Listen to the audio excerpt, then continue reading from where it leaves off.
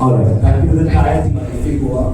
Thanks IFFI and ESG for giving us such an opportunity to showcase our talent in this International Film Festival of India. Thank you. Only two brothers is where everything starts.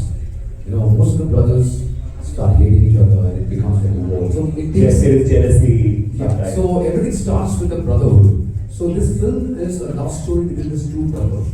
You know, and that's the message I want to give that if the brothers can stay together and love each other, I think the world will be far more better place because everything starts from micro to big thing. म्हणजे सगळ्या गोंयच्या मोगाळ लोकांक काळजांतल्यान देव बरें करूं म्हणटा सगळ्यांनी ही फिल्म पळोवची आनी thank you ESG thank you IFFI.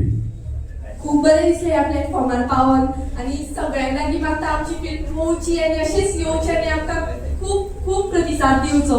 Thank you. Thank you.